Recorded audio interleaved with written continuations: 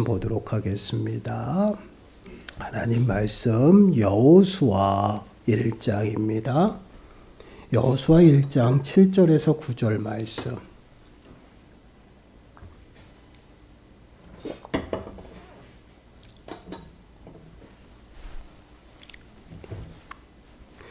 여호수아 1장 7절에서 9절 말씀 우리가 한 목소리로 함께 읽겠습니다. 오직 강하고 극히 담대하여 나의 종 모세가 네게 명령한 그 율법을 다 지켜 행하고 우로나 좌로나 치우치지 말라. 그리하면 어디로 가든지 형통하리니 이 율법책을 네 입에서 떠나지 말게 하며 주야로 그것을 묵상하여 그 안에 기록된 대로 다 지켜 행하라. 그리하면 네 길이 평탄하게 될 것이며 네가 형통하리라. 내가 네게 명령한 것이 아니냐. 강하고 담대하라. 두려워하지 말며 놀라지 말라. 네가 어디로 가든지 내 하나님 여호와가 너와 함께 하느니라 하시니라. 아멘. 오늘 말씀의 제목은 형통하리라입니다. 오늘은 우리가 형통한 삶에 관하여 말씀을 좀 함께 묵상해 보고자 합니다. 말씀을 통하여 형통한 삶의 모습이 어떠한 모습인지를 좀 깨닫는 시간들이 되시고요. 말씀으로 우리의 좀 삶을 살피는 시간들이 되시길 바랍니다. 그러므로 하나님께서 우리에게 허락하신 삶이 있죠. 그 형통의 삶이에요. 그 형통의 삶을 매 순간순간 살아가는 저와 여러분들이 되시길 간절히 축원합니다. 오늘 말씀 함께 읽은 말씀의 배경은 이렇습니다. 하나님께서 이스라엘 백성들을 기억하시고 이스라엘 백성들의 신음을 들으셨죠. 그래서 애굽에서 그들을 구원하셔서 하나님께서 믿음의 조상 아브라함에게 약속하신 그 가나안 땅으로 이끄십니다. 그러나 이스라엘 백성들은 하나님께서 예비하신 가나안 땅, 그 가나안 땅을 정복하러 들어가지를 못하죠. 그 이유는 그 가나안 땅, 그곳에 이르기 전에 가데스 바네에서 그들은 그 땅을 정탐하기를 원했어요. 그래서 각 지파별로 한 명씩 뽑아서 12명을 선출합니다. 그래서 12명을 가나안 땅, 그 가나안 땅을 구석구석 40일 동안 정탐하도록 보내요. 그래서 12명의 정탐꾼들이 가나안 땅을 어떻게 해요? 구석구석 살피고 돌아옵니다. 그리고 돌아와서 이스라엘 백성들 앞에서 보고를 해요. 그런데 10명이 먼저 보고를 합니다. 근데 그 보고가 부정적이었어요. 그 이유는 그곳에는요, 기골이 장대한 아낙 조선이 살고 있습니다. 그러다 보니 우리가 거기에 들어가게 되면 그 아낙 자손으로 인해서 죽게 된다라는 것이, 그래서 들어가면 안 된다라고 보고를 해요. 그 보고를 들은 이스라엘 백성들의 마음은 무너집니다. 그들은요, 모세와 하나님을 원망하기 시작하죠. 그런데 그 원망 속에서 두 명의 보고자가 있어요. 여호수아와 갈렙이요. 갈렙은요, 하나님께서 우리에게 약속한 땅이다. 우리가 들어가면 하나님께서 그들을 우리의 손에 넘기실 것이다. 그러니 우리 들어가자, 정복할 수 있다라고 보고해요. 그때 이스라엘 백성들은 벌써 마음이 무너졌어요. 그 긍정적인 보고를 하는 여호수아와 갈렙을 돌을 들고 쳐 죽이려고 합니다. 그때 하나님이 나타나셔서 그들을 흩으시죠. 그리고 그들에게 하나님께서 말씀하셔요. 너희는 정탐한 일수 그 하루를 계산하여 1년으로 40년 동안 광야에서 유린될 것이다 라는 것이. 그리고 너희들의 입술의 말처럼 너희들은 그렇게 될 것이다. 그들은 원망하면서 하나님 앞에 이렇게 얘기했어요. 왜 애굽에서 그냥 그대로 살게 하시지? 왜 애굽에서 우리를 이끌어내요? 이 광야에서 죽게 하느냐라고 그들을 원망했어요.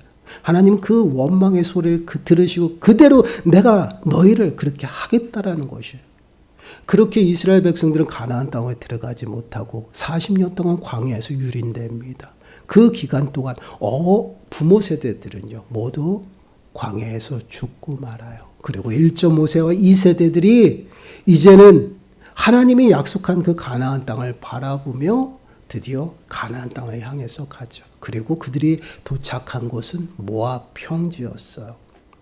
모압 평지에 도착했는데 갑자기 하나님께서 모세를 부르십니다. 모세가 죽었다라는 것이에요. 그들이 그렇게 믿고 의지하며 따라왔던 지도자 모세가 죽는 그 모습은요, 이스라엘에게 너무나도 혼란스러움을 가져오고 두려웠어요. 그리고 그 뒤를 이어서 지도자가 되는 여호수아에게는 너무나도 큰 두려움이 닥치게 됩니다. 그럴 때에 하나님께서 여호수아에게 찾아와서 하신 말씀이에요. 하나님께서 혼란스럽고 두려움 가운데 있는 여호수아에게 말씀하십니다. 7절 말씀 보세요. 오직 강하고 극히 담대하여 나의 종 모세가 네게 명령한 그 율법을 다 지켜 행하고 우로나 좌로나 치우치지 말라. 그리하면 어디로 가든지 형통하리니. 하나님께서 여호수아에게 말합니다. 앞에서도 끊임없이 반복해요. 강하고 담대하라는 것이에요. 그리고 오늘 지금 읽은 7절 말씀에서는 왜 강하고 담대해야 되느냐. 그들이 하나님의 명령과 율법을 지켜 행하기 위해서였어요. 그러나 그 앞절에서 나오는 여호수아에게 강하고 담대하라는 이유는 너가 가나안 땅을 정복해야 된다라는 것이에요. 끊임없이 계속 강하고 담대하라고 말씀을 합니다. 근데 강하고 담대하라고 명령할 때 그 전제가 있었어요. 여러분 5절 말씀 보세요. 5절 말씀을 보시면 네 평생에 너를 능히 대적할 자가 없으리니 내가 모세와 함께 있었던 것 같이 너와 함께 있을 것임이니라. 내가 너를 떠나지 아니하며 버리지 아니하리라. 여호수아에게 강하고 담대하라고 말씀하시는 그 전제가 무엇이냐? 내가 너와 함께 할 것이다라는 것이에요. 내가 너를 버리지도 떠나지도 않을 것이니 너는 담대하게 가서 가나안 땅을 정복하라는 것이에요. 그래서 강하고 담대하라는 것입니다. 이는 곧 여호수아는 두려움 가운데 있었다라는 것이에요. 왜 두려웠어요? 지금 지도자 모세가 죽고 자신이 지도자가 되어서 그 이스라엘 백성들을 다 인수하고 가나안 정복을 해야 됩니다. 가장 큰 과제를 가지고 있어요. 그러한 가운데 하나님께서 말씀하시 강하고 담대하라. 내가 너와 함께 할 것이다 라고 말씀을 하고 있어요.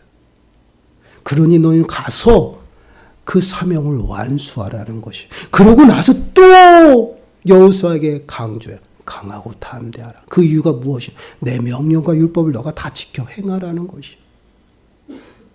이 말씀은요, 결국은 하나님과 동행하는 그 삶의 모습이 무엇인지를 그렇게 말씀을 하고 있는 거예요.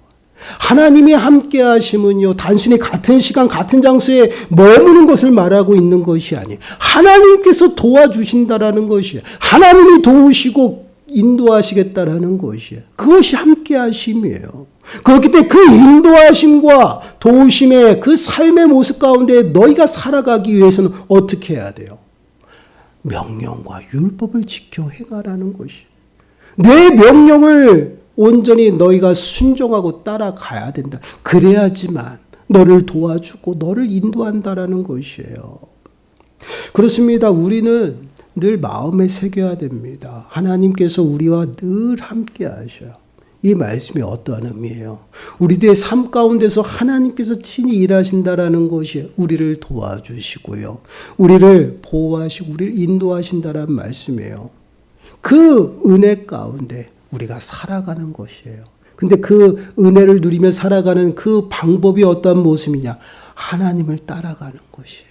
하나님 말씀대로 순종하며 살아가는 것입니다. 이것이 바로 하나님이 주시는 그 은혜 아래 살아가는 그러한 모습이에요. 그러한 모습은요, 어디를 가든지 어디에 있든지 평탄하고 형통하다라는 것이에요. 그럼 왜 이렇게 우리는 살아가야 할까요? 여러분 아모스 3장 3절 말씀을 보시면요, 두 사람이 뜻이 같지 않은데 어찌 동행하겠으며 라고 말씀을 하고 있어요. 두 사람이 동행하기 위해서는 어떠한 전제가 있어요? 뜻이 같아야 된다라는 것이에요. 뜻이 같지 아니하면 두 사람은 결코 어때요? 함께 갈 수 없다라는, 동행할 수 없다라는 것이에요. 그렇기 때문에 뜻이 같아 함께 가야 된다라는 것이에요. 그래서 우리가 하나님의 말씀을 따라가는 것이, 이것이 무엇을 의미하냐면 내 뜻이 아니라 하나님의 뜻에 내 삶을 맞춰야 된다라는 것이에요. 그럴 때 우리는 하나님과 동행하는 삶을 살아가는 것이고요. 우리들의 삶 가운데 하나님의 도우심의 은혜로 말미암아 우리의 삶이 평탄하고 형통하게 살아갈 수 있다라는 것이에요. 그래서 우리는 하나님의 말씀에 순종하며 살아가는 것이에요. 그 말씀이 무엇이에요? 결국은 하나님의 뜻을 가르쳐주고 우리가 하나님의 자녀답게 살아갈 수 있는 그러한 삶의 모습을 가르친다라는 것이에요. 그래서 디모데후서 3장 16절 17절 말씀을 보시면 모든 성경은 하나님의 감독으로 된 것으로 교훈과 책망과 바르게 함과 의로 교육하기에 유익하니 이는 하나님의 사람으로 온전하게 하며 모든 선한 일을 행할 능력을 갖추게 하려 함이라. 성경이 무엇이야? 하나님의 말씀이에요. 말씀대로 살아가는 이유가 무엇이냐면 하나님의 사람으로 온전하게 살아가기 위해서, 하나님 백성답게 하나님의 자녀답게 살아가기 위해서 그 말씀대로 살아간다라는 것이에요. 여러분, 죄로 오염된 인생들은요, 선을 행할 능력이 없어요. 하나님의 뜻을 분별하지 못합니다. 그러면 어떻게 분별합니까? 내 안에서 성령을 통해서 우리가 가르침을 받는 것이에요. 그 가르침의 말씀을 통해서 우리들에게 비춰주고 있다라는 것이에요. 그로 말미암아 그 가르침에 순종하고 따라갈 때 우리는 비로소 하나님의 자녀답게 살아가는 것이에요. 하나님의 백성답게 살아가는 것이에요. 그것이 무엇입니까?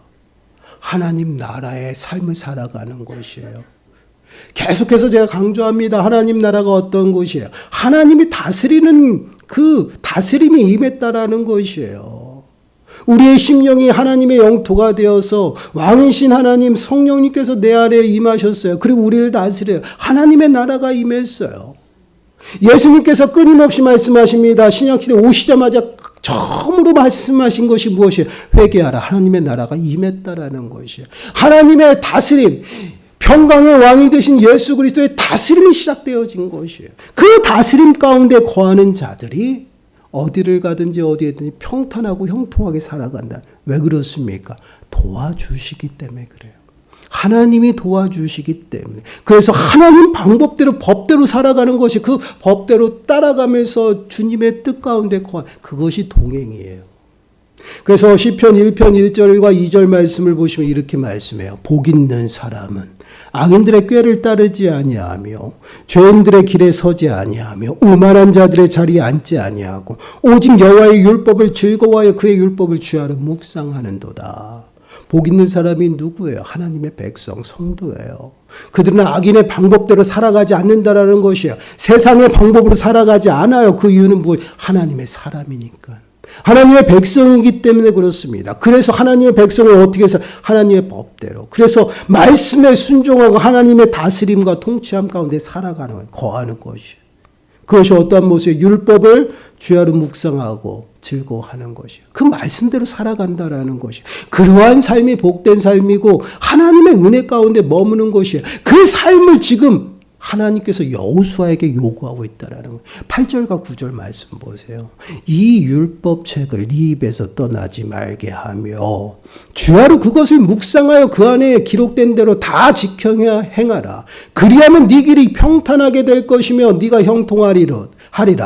내가 네게 명령한 것이 아니야. 강하고 담대하라. 두려워하지 말며 놀라지 말라. 네가 어디로 가든지 네 하나님 여호와가 너와 함께하느니라 하시니라. 아멘.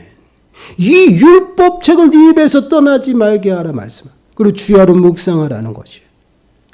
늘 말씀 앞에 붙들려 말씀대로 살아가라는 것입니다. 이것은 곧 하나님 백성답게 하나님 법으로 살아가고 하나님의 다스림 가운데 거하는 그러한 삶의 모습이에요. 그러한 모습은 평탄하고 형통하다라는 것이에요. 어디에 가든지 어디에든지 하나님의 보호하심 가운데 있기 때문에 절대 무너지지 않는다라는 것이에요. 그럼 왜 하나님이 보살피고 다스리는 그 삶이 평탄하고 형통할까? 여러분, 잠언서 5장 21절 말씀을 보시면요, 이렇게 말씀해요. 대저 사람의 길은 여호와의 눈앞에 있나니 그가 그 사람의 모든 길을 평탄하게 하시느니라. 하나님이 모든 사람의 길을 평탄하게 하는데 그 이유가 무엇이냐면 사람의 길이 누구 앞에 있어요? 여호와 하나님 눈앞에 있다라는 것이에요. 이것이 무엇을 의미해요? 그 인생의 주관자가 된다라는 거예요. 주인이 되신다라는 것이에요. 인생의 주관자가 되시기 때문에 그 주인 되신 여호와 하나님 앞에 거하고 그 돌보심에 거하는 삶이요 평탄할 수밖에 없어요.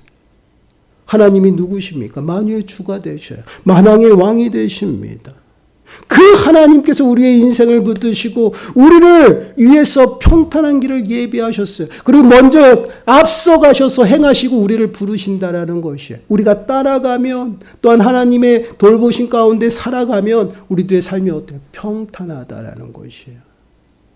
형통하다라고 말씀을 하고 있어요. 그렇게 매 순간순간 하나님은요 우리의 삶을 인도하신다라는 거예요. 어떻게 인도하시? 말씀으로 밝히 보여주셔요.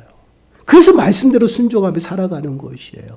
여러분 시편 119편 105절 말씀을 보시면요. 주의 말씀은 내 발의 등이요 내 길의 빛이니이다. 내 발의 등이 되고 빛이 된다라고 말씀을 하고 있어요. 어둠 가운데 내가 헤매고 살아갈지라도요. 하나님의 말씀이 나의 삶을 비춰 내 삶 가운데 돌에 걸려 넘어지지 아니하도록 그 유혹 가운데 넘어지지 아니하도록 붙드신다라는 것이에요. 그래서 말씀을 쫓아서 붙들고 살아가는 것이에요. 그 삶 속에서 우리는 하나님이 나와 늘 함께 하심을 내가 몸소 경험하고 느끼고 확신해가지고 살아가는 거예요. 그래서 내가 따라가는 것이에요. 그것이 바로 동행이에요. 그 동행의 삶을 살아갈 때에 하나님께서는요 우리들의 삶을요 책임져 주신다라는 거죠. 어떻게 해요? 돌보고요. 내가 하나님을 찾으면 와서 도와주시고요. 또한 내가 안전하게 어떠한 유혹 속에서도 넘어지지 아니하도록 굳게 붙들어 주신다라는 것이에요. 그래서 마태복음 7장 24절 25절 말씀을 보시면요. 이렇게 말씀을 해요. 우리 한 목소리로 읽어보겠습니다. 시작. 그러므로 누구든지 나의 이 말을 듣고 행하는 자는 그 집을 반석 위에 지은 지혜로운 사람 같으리니 비가 내리고 창수가 나고 바람이 불어 그 집에 부딪히되 무너지지 아니하나니 이는 주추를 반석 위에 놓은 까닭이요. 아멘. 말씀을 지켜 행하는 자가 지혜롭다라고 말씀을 하고 있어. 왜 지혜롭습니까? 반석이 집을 짓기 때문이에요. 그 집은요 비바람이 치고 풍랑이 일어도요 절대 무너지지 않는다라는 것이 왜 그럴까요? 주추를 반석에다가 깊게 내렸거든요. 이러한 모습 결국 우리의 반석이 되신 여호와 하나님 앞에 우리들의 삶을 굳게 세우면요 어떤 비바람이 치고 풍랑이 일어도요 절대 무너지지 않는다. 왜 그래요? 반석이 붙잡고 있어요. 여호와 하나님이 붙잡고 있다라는 것이. 우리의 삶을 좀 돌아보세요. 우리가 예수 그리스도를 믿고 믿음 생활하면요 정말 모든 삶이 하는 일마다 잘 되고 좋은 일만 있으면 너무나도 좋겠어요. 그런데 그렇지 않다라는 거예요. 우리 인생은 때로는 비바람도 만납니다. 풍랑도 만나요. 파도도 세찬 파도도 만날 때가 있어요. 어려움이 있다라는 것이에요. 그 어려움 속에서도 우리가 버티고 버티는 게 내 삶이 반석 위에 있기 때문에 하나님이 붙들고 있기 때문에 내가 조금 흔들리고 휘청휘청할지라도 절대 넘어지지 않는다라는. 왜요? 하나님이 함께 하시기 때문에. 그 은혜를 우리가 매 순간순간 경험하고 누리기 위해서 하나님의 말씀을 따라가는 것이 그것에 순종하고 내 뜻이 아니라 하나님 뜻에 내가 맞춰 살아가는 것이에요. 그리하면 어려움을 만날지라도요 끝끝내 이기고 다시 일어서게 된다는 것이. 여러분 우리가 인생을 살아가면서 어려움이 없을 수가 없어요. 우리 인생은 장차 한 치 앞도 알 수가 없고요. 그리고 우리는 연약해서 때로는요 눈에 보이는 것 때문에 휘청거릴 때가 있잖아요. 그럼에도 불구하고 주님이 우리와 함께 하신다라는 것이에요. 그리고 우리를 붙드시고 그 순간순간 하나님이 찾으시면 붙들어 주신다라는 것이에요. 그리고 끝끝내 그 모든 비바람과 풍랑은요 지나가요. 이것이 바로 영적인 원리예요. 이 땅을 살아가면서 늘 좋은 일만 있으면 얼마나 좋아요. 그 어려움 속에서 우리가 버틸 수 있는 것이. 예기치 못한 일들을 당하고 또한 그 문제 앞에서 정말 어떻게 할지 몰라요. 방법이 없어요. 그럼에도 불구하고 우리는 어떻게 하나님을 찾는 거예요. 그리고 하나님 앞에 전적으로 맡기고 따라가는 거예요. 그리하면 비바람도 풍랑도 다 지나가요. 그리고 언제 그랬냐 등 밝은 햇살이 비치게 되는 이것이 하나님이 우리를 붙들고 있는 그 삶의 모습이에요. 그래서 우리는 끊임없이 어떻게 해요? 하나님 말씀 강하고 담대하라는 거예요. 넘어간다. 담대하라. 내가 너와 함께하고 내가 너를 붙들고 내가 도와줄 것이니 강하고 담대하라. 담대하게 이겨나가라. 누구의? 여호수아에게. 여러분 신명기 31장 6절 말씀을 보시면 이렇게 말씀해요. 너희는 강하고 담대하라. 두려워하지 말라. 그들 앞에서 떨지 마라. 이는 네 하나님 여호와가 그가 너와 함께 가시며 결코 너를 떠나지 아니하면 버리지 아니하실 것임이라 하고. 너희 두렵지? 가나안 땅에 들어가는 게 두렵지? 그러나 걱정하지 마. 내가 먼저 가고 내가 함께 갈 것이다. 그리고 내가 도와줄 것이다. 두려워하지 말라는 거예요. 내가 절대 너희를 떠나지 아니한다라는 것이에요. 이것이 하나님의 약속이에요. 그러므로 하나님께서 어떻게 해요? 붙들어 주는 것이에요. 이스라엘 백성이 끊임없이 이 말씀을 붙잡고 살아가야 될 텐데 하나님이 함께 하심을 그들이 느끼고 매 순간순간 그 은혜 가운데 살아가야 될 텐데 좀 풍성해지면요 하나님을 잊어버리고 하나님을 떠나버리는 거예요. 그래서 그들은 끊임없이 실패하며 살아가요. 왜 그러면 하나님이 그러한 실패를 주실까? 돌아오. 하나님이 더욱더 부르시는 거예요. 그리고 그들을 회복시켜 주겠다라고 하나님이 약속하셔. 그리고 끊임없이 내가 너를 도와줄 것이다라고 약속해요. 여러분 이사야 41장 8절에서 10절 말씀을 보시면 이렇게 말씀해요. 그러나 나의 종 너 이스라엘아, 내가 택한 야곱아, 나의 벗 아브라함의 자손아, 내가 땅 끝에서부터 너를 붙들며 땅 모퉁이에서부터 너를 부르고 네게 이르기를 너는 나의 종이라. 내가 너를 택하고 싫어하여 버리지 아니하였노라. 우리 10절 함께 읽습니다. 시작. 두려워하지 말라. 내가 너와 함께함이라. 놀라지 말라. 나는 네 하나님이 됨이라. 내가 너를 굳세게 하리라. 참으로 너를 도와주리라. 참으로 나의 의로운 오른손으로 너를 붙들리라. 아멘. 지금의 어려운 환경 속에서 하나님이 왜 나를 도와주지 않고 왜 하나님이 안 계신 것 같은 그러한 삶을 살지라도 하나님이 버리지 아니한다. 그 삶 가운데 함께 하시는. 그리고 하나님이 말씀하시죠. 내가 너를 도와줄 것이다. 내가 너를 굳세. 하나님을 찾으면 하나님이 찾아가 만나 주신다라는 거예요. 그리고 당신의 의로운 오른손으로 굳세게 붙들어 주시. 능력으로 붙들어 주시는. 이것이 하나님이 우리들의 삶 속에 함께 하시면서 우리들에게 베푸시는 삶의 모습이에요. 그래서 그 은혜를 기억하고 마음에 새기고 이렇게 살아가라는 것이에요. 하나님을 의지하고 하나님 명령대로 말씀 앞에 순종하며 너희들이 살아가라는 것이에요. 그리하면 너희는 어디를 가든지 내가 도와주기 때문에 너희들의 삶이 평탄하고 형통할 것이다라는 것이에요. 그러면 이 약속이 단순히 이스라엘 백성들에게만 약속하신 말씀, 그렇지 않죠. 하나님은 단번 택한 백성들은 절대 버리지 않으셔요. 그래서 우리에게 성령을 부어주신 것이에요. 그리고 우리가 연약하게 넘어질 때마다 어떻게 해요? 끊임없이 끌고 가는 것이에요. 언제요? 주님이 오실 때까지. 왜? 이게 하나님의 사랑이니까. 그래서 우리는요, 하나님을 찾고 하나님을 구하고 도우심을 구하면 하나님이 도와주신다라는 것이에요. 이것이 은혜예요. 그래서 마태복음 28장 20절 말씀을 보시면 이렇게 말씀해요. 내가 너희에게 분부한 모든 것을 가르쳐 지키게 하라. 볼지어다. 세상 끝날까지 너희와 항상 함께 있으리라 하시니라. 세상 끝날까지 너희와 항상 함께 있으리라. 이것이 하나님의 약속이에요. 그 약속대로 성령을 선물로 부어주시고 매 순간 어디를 가든지 어디에 있든지 어떻게 해요? 함께 하셔요. 그럼 우리는 어떻게 살아갈까요? 성령의 인도하심에 순종하는 것이. 말씀에 순종하며 따라가는 것이에요. 그럴 때 하나님의 다스림 가운데에서 우리가 안전하고 평탄하게 살아간다라는 것이에요.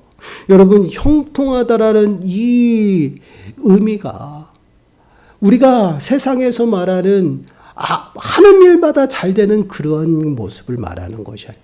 영적인 형통이에요. 우리는 영적인 사람입니다. 영적인 삶이 무너지면요, 육신의 삶도 한꺼번에 무너져요. 그래서 하나님은 분명히 예수님께서 말씀하시죠. 먼저 그의 나라와 그의 의를 구하라. 영적인 삶이 세워질 때에 이 모든 것들을 더하신다라는 것이에요. 이 모든 걸 먹고 마시고 입는 육신의 모든 필요까지 채워지는 역사가 나타나요. 우리는 자꾸만 그것을 거꾸로 간다라는 것이에요. 육신의 삶은 피폐해졌는데 자꾸만 영적인 삶은 피폐했는데 육신의 삶 속에 자꾸만 초점이 맞춰서 그것을 구하고 있다. 아니다라는, 잘못 지금 거꾸로 가고 있다라는 것이에요. 그러다 보니 우리의 영적인 삶이 피폐해져서 끊임없이 무너져 내려가고 있다라는 거죠. 그러다 보니 우리의 육신의 삶까지 영향을 미치는 거죠. 그러면 어떻게 영적인 삶이 온전히 세워져야 돼요. 그래서 이 형통이라는 것은 영적인 번영과 또한 성공을 의미하지만 더 나아가서는요, 지혜롭다는 그러한 의미가 포함이 되어 있어요. 아까 지혜로운 자가 누구예요? 말씀에 순종하는 자. 그 지혜로운 자, 그 삶의 모습을 이야기하고 있다는 거예요. 그래서 우리가 말씀대로 온전히 순종하고 따라가고 주님의 뜻에 맞춰서 내 삶이 고정이 되어 있으면요, 하나님이 책임져 주는 거예요. 우리들보다 먼저 앞서 나가셔서 행하신 그 삶, 닦아놓으신 그 삶 가운데 우리를 인도하셔요. 그러한 삶이 바로 형통의 삶의 모습이에요.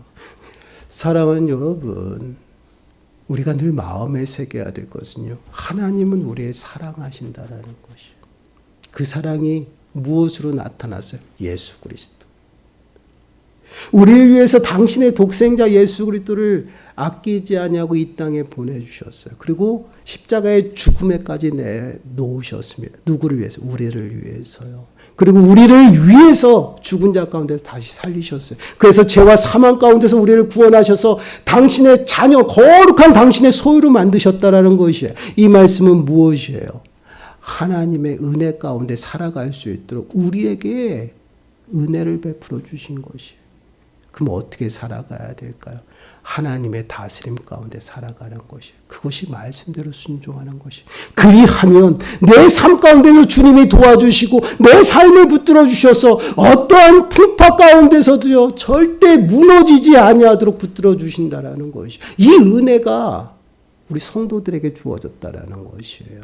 근데 왜 이 은혜를 누리지 못할까요? 하나님의 다스림 가운데 자꾸만 벗어나려고 했어요.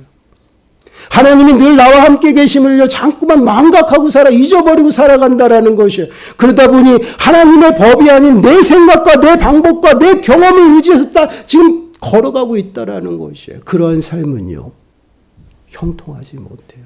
왜 그럴까요? 하나님이 택하여 부르신 백성이라면요, 그 백성을 사랑하기 때문에 그 길 가운데서 돌이키게 하십니다. 채찍하셔가지고 돌이키시는 것이에요. 그래서 다시금 하나님의 은혜 가운데 품으셔요. 이것이 하나님의 일하심이에요. 신명기서 29장 9절 말씀을 보시면 이렇게 말씀합니다. 그런즉 너희는 이 언약의 말씀을 지켜 행하라. 그리하면 너희가 하는 모든 일이 형통하리라. 너희가 하는 모든 일이 형통하리라. 무엇을요? 언약의 말씀을 지켜 행할 때. 우리가 약속의 말씀을 따라갈 때 하나님은 예비된 그 은혜의 자리로 우리를 인도하셔. 그 은혜를 누리면서 풍성하게 살아가는 것이에요. 이것이 성도들의 삶의 모습이에요. 우리들의 삶을 좀 돌아보시기 바라요. 우리는 지금 어떠한 삶의 모습 가운데 있는지 한번 살피시기 바랍니다. 어떠한 문제들 가운데 있습니까? 또한 어떠한 환경이 우리를 정말 무겁고 힘들게 합니까? 그러한 삶 속에서 우리는 무엇을 할 수 있을까요? 아무것도 할 수 없어요. 그럼 무엇을 어떻게 하고 계십니까? 과연 하나님을 찾고 하나님을 인정하고 하나님을 온전히 따라가는지 우리의 삶을 한번 점검해 보시기 바라요. 하나님이 우리의 삶을 붙잡아 주시지 아니하면 우리는 매 순간순간 넘어지고 자빠집니다. 그 연약한 우리예요. 세상의 눈에 보기 좋은 세상의 좋은 것들은요, 지금 금방 따라가면 금방 다 취할 수 있을 것 같아요. 그러나 한순간에 무너진다는, 그것이 바로 모래 위에 지은 집이에요. 좀 빠르게 갈 것 같아요. 성공할 것 같아요. 그리고 화려해 보입니다. 그러나 비바람이 치고 풍랑이 일면 한순간에 무너진다라는 것이에요. 그러나 지금은 좀 어렵고 따라가는 게 버거울지라도요, 꾸역꾸역 하나님을 따라가고 말씀 앞에 순종하게 되면 언제부턴가 반석 위에 집이 지어져 있어요. 그러한 집은요, 어떠한 어려움이 올지라도 절대 흔들리지 않아요. 휘청거릴 수는 있겠죠. 그러나 절대 무너지지 않는다라. 이것이 반석 위에 집을 짓는 것이에요. 그것이 바로 순종의 삶의 모습입니다. 그러한 삶은요, 하나님과 동행하는 삶이고 그 삶이 바로 형통하다라는 것이에요. 우리는 형통한 삶을 매 순간순간 구하고 있습니다. 그 형통이 육신의 형통인지 영적인 형통을 구하고 있는지 한번 우리가 돌아봐야 됩니다.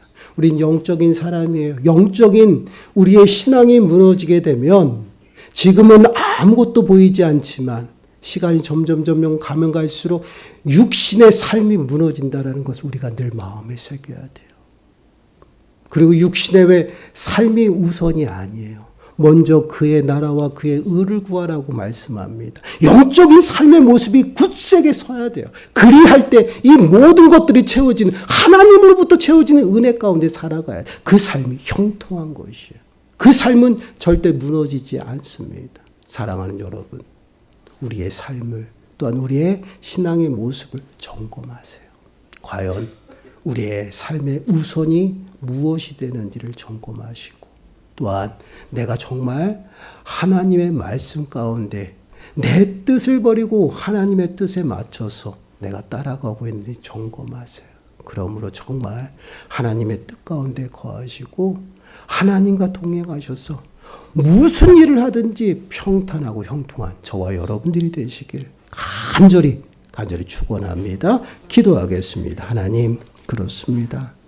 저희들은 무지하고 연약하여서 오직 육신의 삶만 잘 되기를 원하는 그러한 모습 가운데 있는 것이 저희들의 모습입니다. 하나님, 용서하여 주옵소서. 그러나 우리가 매 순간 하나님이 함께 하심을 마음에 새기고 이제는 하나님의 다스림 속에서 말씀에 순종하며 살아가기를 원합니다. 그러므로 저희들의 삶이 하나님 나라의 풍성한 은혜 가운데 거하게 하시고 더 나아가서 하는 모든 일들이 형통하고 평탄할 수 있는 은혜를 베풀어 주옵소서. 이 모든 말씀 예수님의 이름으로 감사하며 기도드리옵나이다. 아멘.